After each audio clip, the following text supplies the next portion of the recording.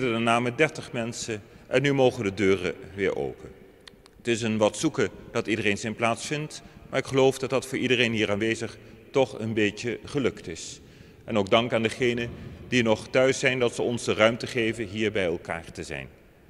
Het is de laatste keer dat we de mis nu vieren met de camera's erbij. Vanaf volgende week zijn de tijden anders en zijn er 3 gelegenheden om te komen. Zaterdag om 6 uur, zondag om 9 uur en zondag om 11:30. En waar er iets minder dan 100 verwacht worden, dat is formeel de grens, hoeft ook niet meer aangemeld en hoeft ook niet meer geregistreerd wie er aanwezig zijn. Dus we hopen op die manier dan ook weer wat ontspannender te kunnen vieren. Ik ben zo weg naar de Molenberg om daar de eerste communie aan 8 kinderen te geven. Heel bijzonder dat het ook weer kan. Maar ik wil niet daar naartoe gaan zonder eerst toch heel even hier bij u te zijn en u te verwelkomen. We hopen echt dat u zich weer welkom en thuis voelt in onze Pancratiuskerk. Maar ook niet zonder afscheid te nemen van de kijkers van andere parochies. We hebben uit de hele regio, het heel Zuid-Limburg, van RTV Parkstad, maar met internet nog van veel verder, reacties en blijken van waardering gehad, waarvoor ook hartelijk dank. Maar dat is alleen maar mogelijk geweest door mensen die zich daarvoor hebben ingezet. En daarom wil ik graag de medewerkers van Batio Productions vragen om even naar mij toe te komen.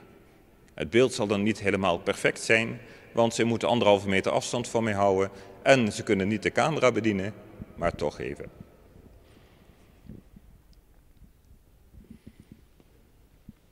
Als een half jaar geleden gezegd was, jullie zullen de komende periode zo'n 20 keren de kerk zijn, weet ik niet of jullie daarop hadden ingezet met een weddenschap of dat zou kloppen of niet.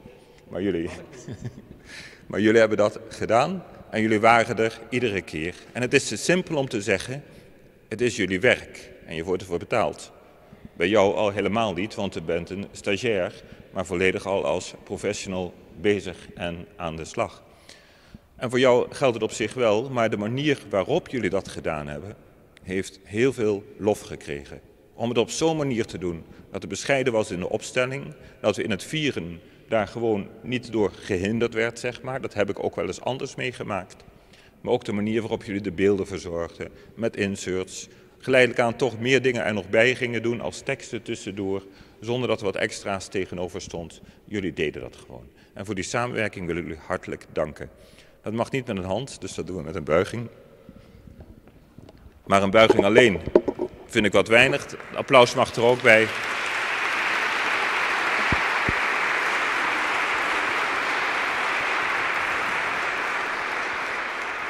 Maar een klein beetje tastbaar mag ook.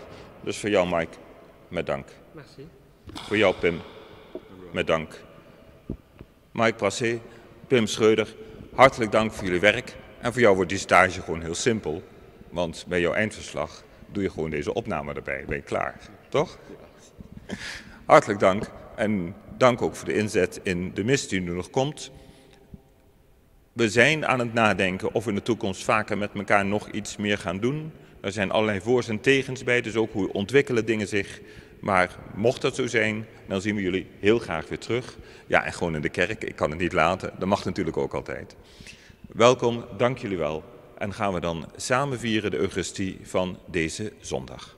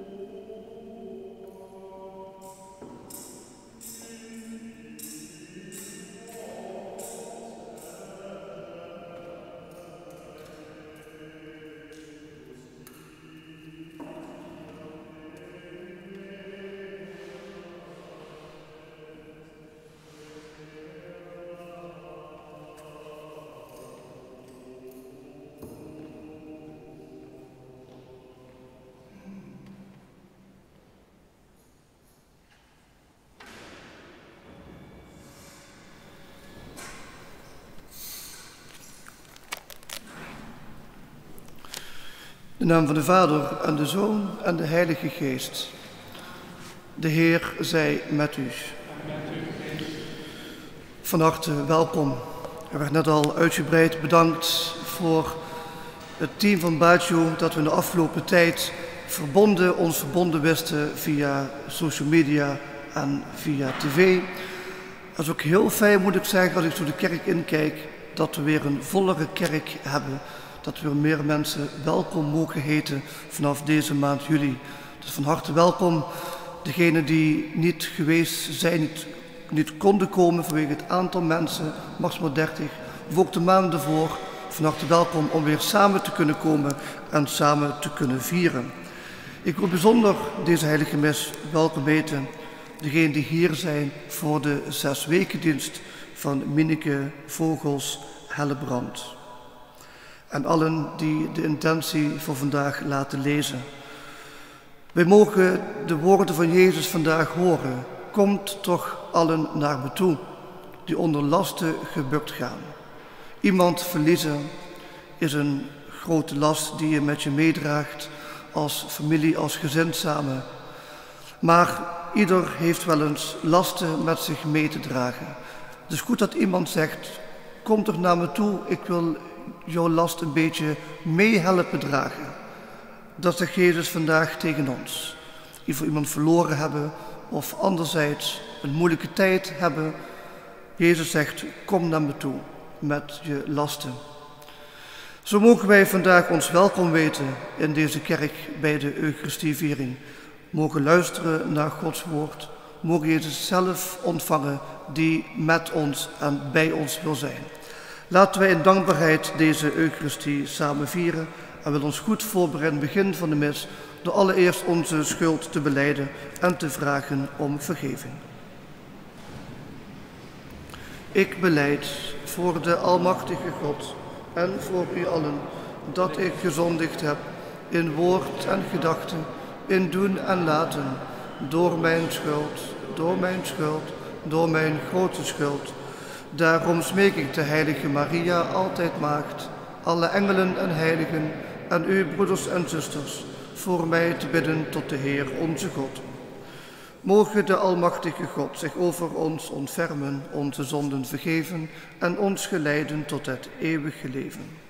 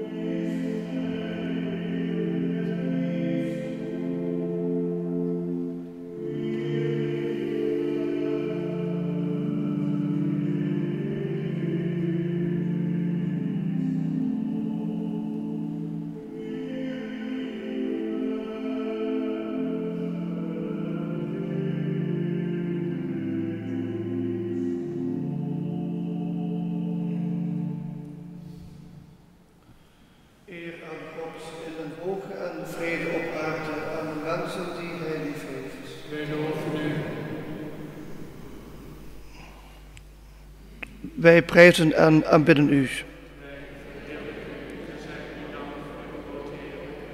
Heer God, hemelse koning, God almachtige Vader. Heer God, lam Gods, Zoon van de Vader. Gij die wegneemt de zonden der wereld, aanvaard ons gebed.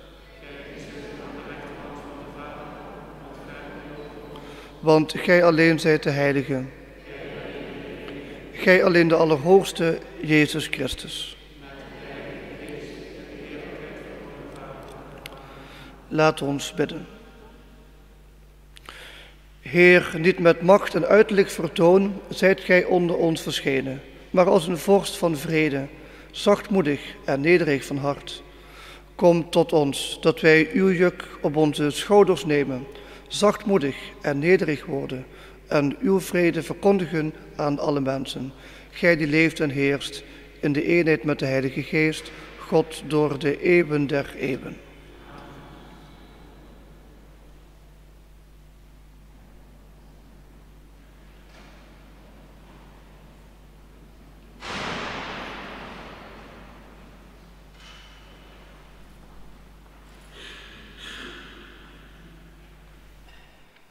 Uit de profeet Zacharia. Zo spreekt de Heer. Jubel luid, gij dochter Sion. Juich, gij dochter Jeruzalem. Zie, uw koning komt tot u, rechtvaardig en zegevierend. Hij is deemoedig, hij rijdt op een ezel, op een veulen, het jong van een ezelin. Ik vaag de strijdwagens weg uit Ephraim, de paarden uit Jeruzalem. De strijdboog wordt gebroken. Dan kondigt hij vrede af onder de volken. Dan gaat zijn heerschappij van zee tot zee, van rivier tot de grenzen der aarde. Zo spreekt de Heer.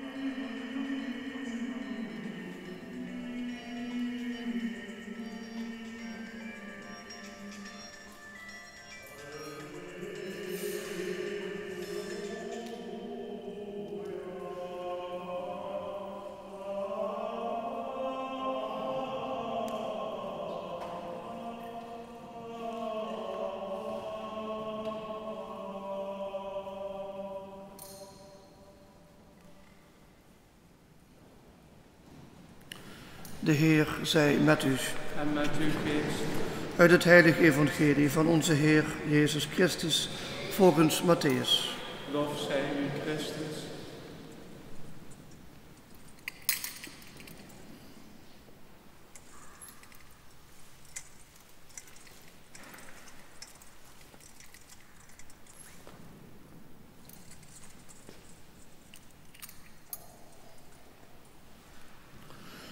In die tijd sprak Jezus: Ik prijs u, Vader, Heer van hemel en aarde, omdat gij deze dingen verborgen gehouden hebt voor wijzen en verstandigen, maar ze hebt geopenbaard aan kinderen. Ja, Vader, zo heeft het u behaagd. Alles is mij door mijn Vader in handen gegeven. Niemand kent de Zoon tenzij de Vader, niemand kent de Vader tenzij de Zoon, en hij aan wie de Zoon hem wil openbaren. Komt allen tot mij, die uitgeput zijt en onder lasten gebukt, en ik zal u rust en verlichting schenken. Neemt mijn juk op uw schouders en leert van mij. Ik ben zachtmoedig en nederig van hart, en gij zult rust vinden voor uw zielen. Want mijn juk is zacht en mijn last is licht. Zo spreekt de Heer. Wij danken u, God.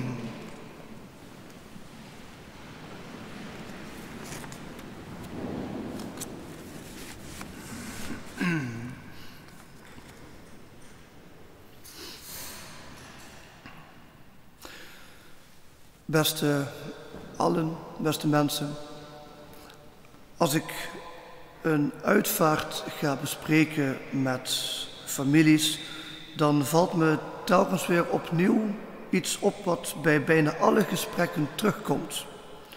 Iets dat, zou ik willen zeggen, kenmerkend is voor degenen die gestorven zijn, het laatst van het leven zo meemaken. Iets waar velen moeite mee hebben op het eind van het leven. En bijna altijd hoor ik de familie zeggen over vader of moeder of over degene die overleden is, dat hij of zij moeite had om de regie uit handen te geven. En natuurlijk is dat heel logisch. Er zijn bijna geen mensen, denk ik, die moeite hebben om zelfstandigheid los te laten, om meer en meer afhankelijk te worden. Als kinderen zijn wij zo begonnen. We zijn afhankelijk van onze ouders of van anderen en we leren dan steeds stap voor stap om zelfstandig te worden. Van kind naar volwassenheid is de beweging van afhankelijk zijn naar onafhankelijk zijn. En die onafhankelijkheid, die zelfstandigheid, vinden wij een groot goed. En hoe moeilijk vinden we het als we ontdekken dat die beweging op een gegeven moment weer teruggaat van afhankelijkheid, van onafhankelijkheid naar afhankelijkheid. Of we ouder zijn of jonger zijn, we kunnen allemaal de neiging hebben om te denken: op eigen kracht red ik het wel. We hebben ons geleerd op eigen benen te staan. Eerst werden we gedragen als een baby, daarna aan de hand gehouden als een klein kind en vervolgens kunnen we zelf door het leven stappen en maken we onze eigen keuzes, zelfstandigheid. Maar vroeg of laat zullen we allemaal ontdekken dat we toch niet helemaal alleen en altijd kunnen. Denk aan de coronacrisis, hoe zwaar het ook geweest is, maar misschien toch een stukje bezinning, dat we ontdekken het leven niet zomaar in de hand hebben, niet zomaar kunnen vormen naar eigen inzicht. Dan gebeurt er iets en dat we ons machteloos voelen, overgeleverd aan de situatie. En dan is die zelfstandigheid even helemaal weg. Dat zullen we ontdekken dat we vroeg of laat door een coronacrisis of anderzijds ons eigen leven niet altijd alleen maar op eigen kracht kunnen bouwen. Dat we dan juist wel de armen van een ander nodig hebben die ons willen dragen. Of een hand die onze hand wil vasthouden, of een hand in de rug als een steun. Het zijn vaak die moeilijke momenten als we ontdekken dat we even niet op eigen benen kunnen staan. Maar het is juist dan, in die momenten, een zegen om te ontdekken dat er mensen kunnen zijn die naast je staan. En dat is mijns inziens toch ook de kern van ons leven. Het klaarstaan juist voor elkaar en de betrokkenheid die je met anderen kunt hebben. Leven met andere mensen samen en niet alleen ervoor staan. Als je verdriet hebt, een luisterend oor. Als je twijfelt, een raadgever. Als je boos bent, een geduldig iemand enzovoort. Je hebt elkaar toch nodig. Als gelovige mensen mogen wij weten dat de ander ook een ander met hoofdletter is. En die denken dat we het allemaal maar alleen kunnen. Maar op God durven te vertrouwen, die liefde is en die ons van tijd tot tijd wil dragen, aan de hand wil vasthouden of even steun in de rug te willen zijn. Vandaag spreekt Jezus over dat geheim van een ouder en een kind, als hij spreekt over zijn eigen band met zijn Vader in de hemel. Niemand kent de Zoon tenzij de Vader en niemand kent de Vader tenzij de Zoon. Jezus als kind van de Vader beseft dat hij kind is en hij is met zijn Vader betrokken. Een band tussen Vader en Zoon die heel sterk is. Durven wij opnieuw als kinderen te zijn. Zoals Jezus vandaag ook zegt: ik prijs u Vader, omdat gij deze dingen verborgen gehouden hebt voor verstandigen en wijzen, maar geopenbaard hebt aan kinderen. Kind zijn betekent niet kinderachtig, maar kind zijn betekent in zekere zin je kwetsbaar opstellen, je afhankelijk weten, je tot God wenden die als een vader er voor je wil zijn. En hoe meer wij kind durven te zijn en tegen God zeggen: ik heb u nodig, hoe meer hij een vader voor ons kan zijn. Jezus nodigt ons vandaag uit. Komt allen tot mij, die uitgeput zijt, onder lasten gebukt, ik zal u rust en verlichting schenken. Wie zich tot Jezus wendt, wendt zich ook tot God. Kom toch naar me toe als je gebukt bent onder lasten, want zo zegt Jezus nog meer, neemt mijn juk op je schouders en leert van mij. Ik ben zachtmoedig en nederig van hart en gij zult rust vinden voor uw zielen, want mijn juk is zacht en mijn last is licht. U weet wat een juk is. Een juk is een houten balk die je op je schouders draagt met aan beide kanten een belast. Het leven kan wel eens gepaard gaan met een zwaar juk, met een zware belasting. Maar, zegt Jezus, mijn juk is licht en mijn last is licht. Hij helpt ons om die zware lasten te dragen. Wie kan ook een uitnodiging nu afslaan als iemand tegen je zegt, kom er naar me toe, ik help je om jouw zware lasten te dragen. Laten wij ook die stem in ons eigen leven horen, Jezus, die dat tot ons zegt, naar wie wij altijd naartoe kunnen gaan.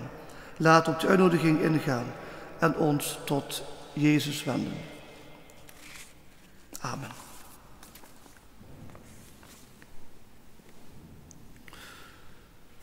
Laten wij gaan staan om ons geloof in God uit te spreken.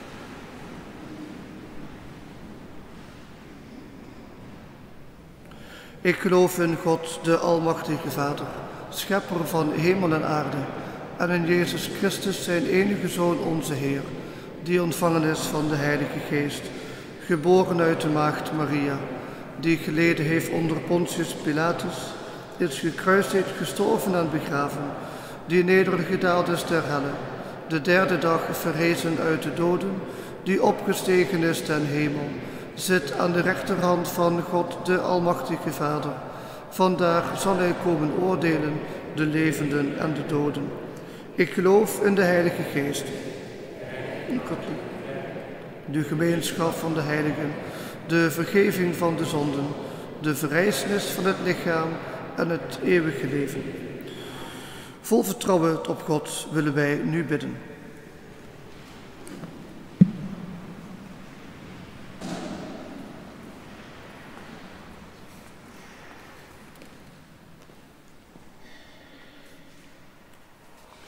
Voor allen die in de kerk leiding moeten geven, dat zij dit doen in een geest van dienstbaarheid en liefde. Laat ons bidden. Wij bidden u, verhoor ons. Voor allen die van God zijn afgedwaald, dat zij zijn zachtmoedigheid en barmhartigheid ondervinden. Laat ons bidden. Heer onze God, wij bidden u, verhoor ons. Voor allen die een kruis te dragen hebben in hun leven, dat zij kracht krijgen om het met Jezus te dragen. Laat ons bidden. Heer ons God, wij bidden u voor ons. Voor onze overledenen, dat zij voor eeuwig gelukkig mogen zijn bij God. Laat ons bidden. Heer ons God, wij bidden u voor ons.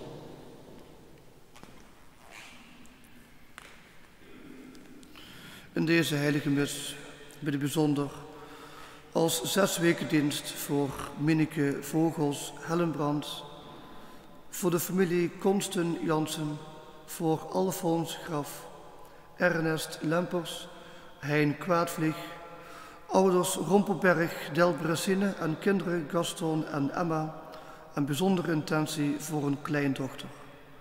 Mogen een korte stilte onze persoonlijke intenties bij God neerleggen.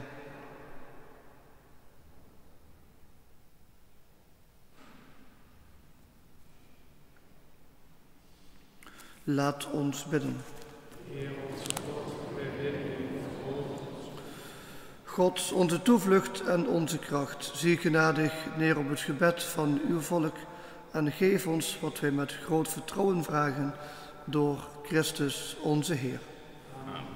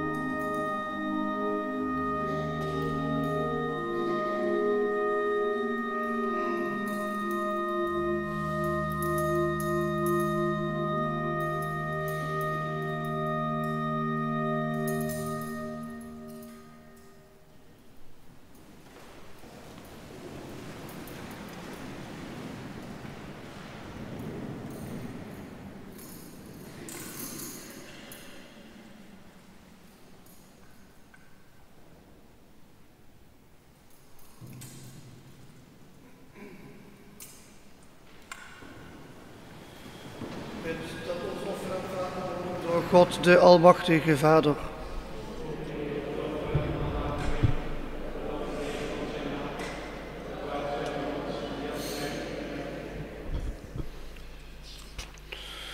Barmhartige God, dit brood en deze wijn zijn tekenen van gemeenschap en vreugde onder de mensen. Aanvaard deze gaven, dat ze een teken worden van onze verbondenheid met u door Christus onze Heer. De Heer zij met u. Verheft uw hart. Brengen wij dank aan de Heer onze God. Heilige Vader, machtige, eeuwige God, om recht te doen aan uw heerlijkheid, om heil en genezing te vinden, zullen wij u danken altijd en overal. Door uw beminde Zoon hebt gij de mens geschapen. Door hem hebt gij ons in uw goedheid tot nieuwe schepselen gemaakt. Terecht dient u de hele schepping, prijzen u alle verlosten en loven de heiligen u eensgezind. Daarom huldigen ook wij u met alle engelen en zingen altijd vol vreugde het loflied.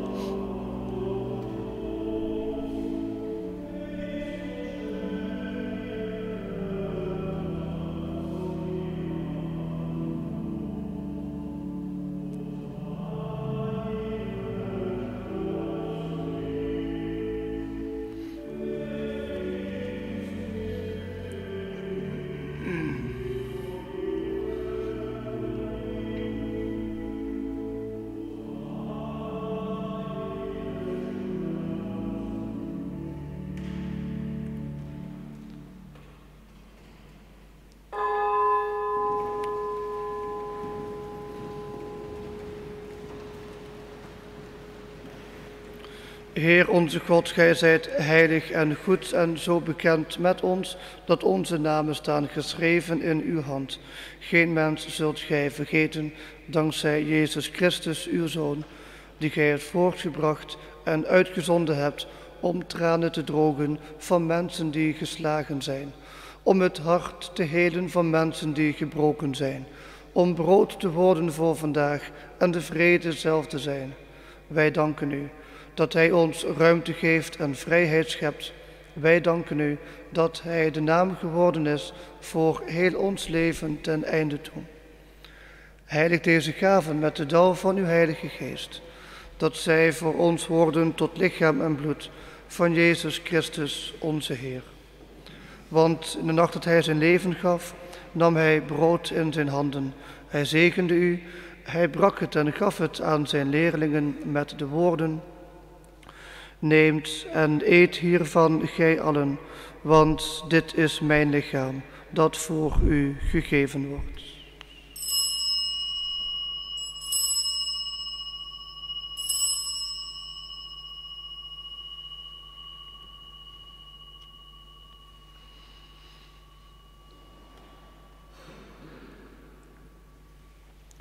Ook nam hij de beker, zegende u weer en gaf hem aan zijn leerlingen met de woorden: neemt deze beker en drinkt hier allen uit, want dit is de beker van het nieuwe, altijd durende verbond. Dit is mijn bloed, dat voor u en alle mensen wordt vergoten, tot vergeving van de zonden. Blijft dit doen om mij te gedenken.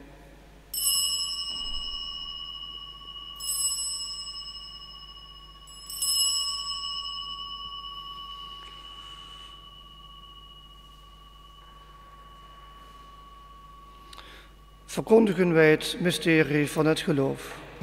Heer Jezus, wij verkondigen uw dood en wij belijden tot gij wederkeert, dat gij verrezen zijt.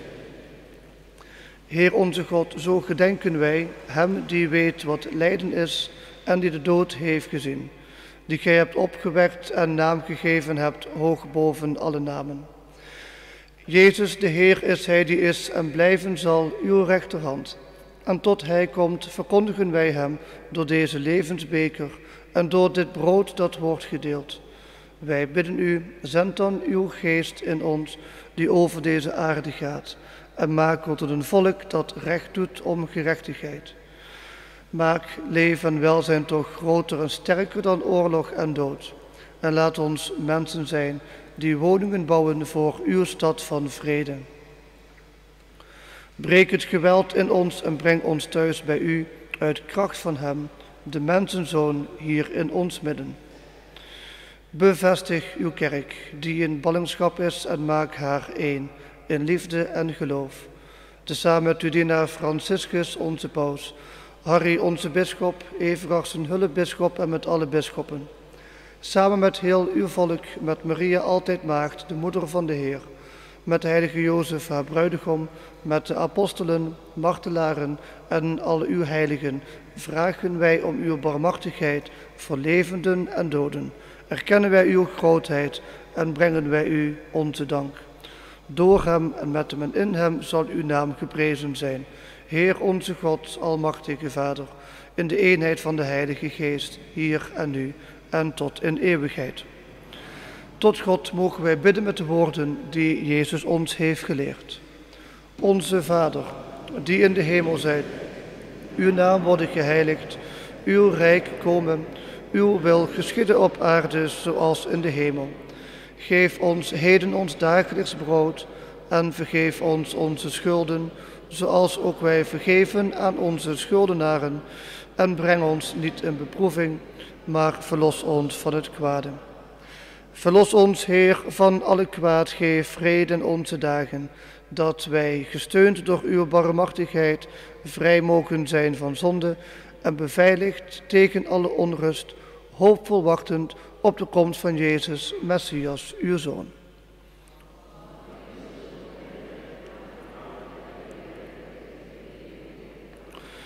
Heer Jezus Christus, gij hebt aan uw apostelen gezegd, vrede laat ik u, mijn vrede geef ik u.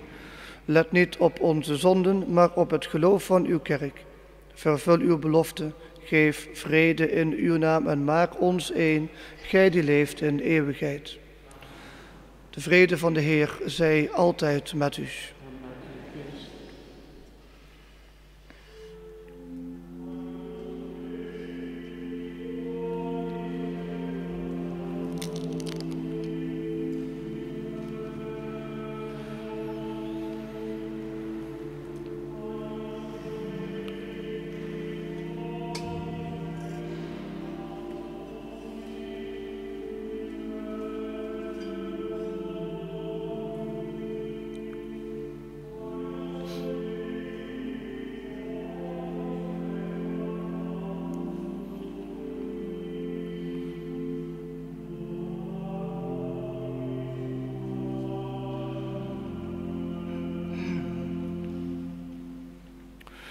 Zalig zij die genodigd zijn aan de maaltijd van de Heer. Zie het lam Gods dat wegneemt de zonden van de wereld. Heer, ik ben niet waardig dat gij tot mij komt, maar spreek en ik zal gezond worden. Zo dadelijk wordt de communie uitgereikt. Ik zal hier in de hoek gaan staan achter een scherm en mezelf de handen ontsmetten.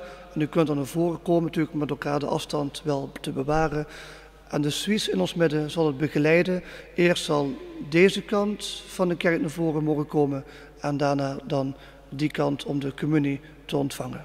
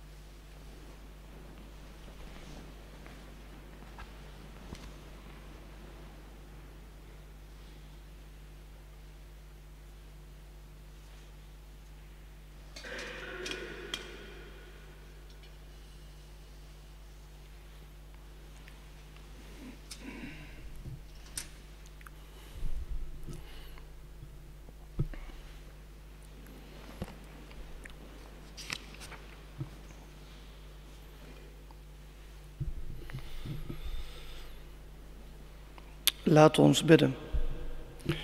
Heer God, met onbegrijpelijke barmhartigheid hebt gij u tot de zwakke mensen gewend. Wij vragen u, sterk ons met de kracht van uw Zoon, want zijn genade is ons genoeg. Laat uw vrede en barmhartigheid over ons komen door Christus onze Heer. Hoe mooi is het dat als je zelf zware lasten kent, dat iemand tegen je zegt, kom toch naar me toe, ik wil je helpen om die lasten mee te dragen. Of als wij iemand zien die het moeilijk heeft, dat we zeggen, kom toch naar me toe, of wij gaan naar de ander toe om die last een beetje te helpen dragen. We hebben elkaar toch nodig in ons leven. We hebben God in ons eigen leven nodig, die tot ons zegt, Jezus zegt tegen ons, kom toch naar me toe met je zware lasten. Zo mochten wij vandaag, deze ochtend, bij Jezus komen met onze intenties, met alles wat ons zwaar op het hart kan drukken. Zo mogen wij ook met dankbaarheid en vreugde vieren dat we samen kunnen komen met weer een grote groep mensen. Maar ook namens mijn kant dank aan het team van Baijiu om de afgelopen maanden dat zo mogelijk te maken, dat jullie ook met ons verbonden konden zijn. Mensen thuis, mensen hier aanwezig, alle goeds en al een hele mooie zondag toegewenst. De Heer zij met u. Zegen u de almachtige God, Vader, Zoon en Heilige Geest. En gaat allen heen in vrede.